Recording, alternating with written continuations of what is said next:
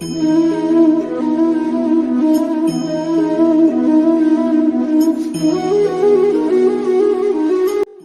বড় কোনো কাজ করতে চাইলে আপনি কোন পজিশনে আছেন সেদিকে দেখলে চলবে না।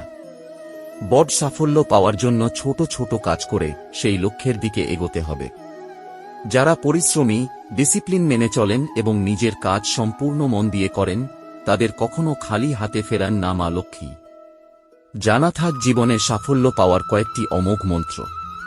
আমরা অনেকেই মনে করি যে ওই স্থানে পৌঁছানোই জীবনের চূড়ান্ত লক্ষ্য, বা 1 টাকা উপার্জন করলেই মোক্ষ লাভ হবে। কিন্তু আসলে জীবনের এই যাত্রাপথেই হল সাফল্য। এই যাত্রাপথকে সুন্দর ও মসৃণ রাখুন, তাহলেই আপনি জীবনে সফল হবেন। না হলে লক্ষ্যের পেছনে ছুটতে ছুটতে কবে জীবনের শেষ দিন এসে যাবে বুঝতেও পারবেন না।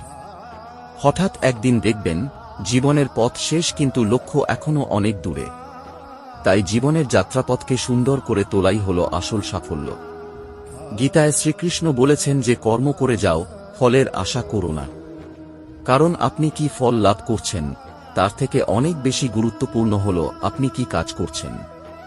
ফলের কথা চিন্তা না করে কাজ করে যাওয়াই হল আসল সাফল্য, আসল ক্ষমতা। অনেক সময় বড় কিছু অর্জন করার জন্য আমাদের ছোট কাজ করতে হয়। যদি তা করার দরকার পড়ে তো অবশ্যই করুন। মনে রাখবেন, কাজ কখনোই ছোট বড় হয় না। যে কোনো কাজই আপনার সাফল্যের পথের সোপান হতে পারে। পরিস্থিতিকে যদি নিজের অনুকূলে না আনতে পারো, তবে তাকে শত্রুর প্রতিকূল বানিয়ে দাও। জয়ের জন্য বলের চেয়ে অধিক ছলের প্রয়োজন। যে বস্তু সহজেই লাভ করা যায়, সে বস্তুর প্রতি মানুষের মূল্যবোধ থাকে না। চরিত্রের পরীক্ষা তখনই হয় যখন অপরিচিত কারো সংস্পর্শে আসা হয়। সময় কখনো মানুষের নির্দেশিত পথে চলে না, মানুষকে সময়ের নির্দেশিত পথে চলতে হয়। প্রত্যেক স্ত্রীলোক মাতা দুর্গার আরেক রূপ হয়। যে স্ত্রী লোকের সম্মান করে না, তার সামর্থ্যই বৃথা।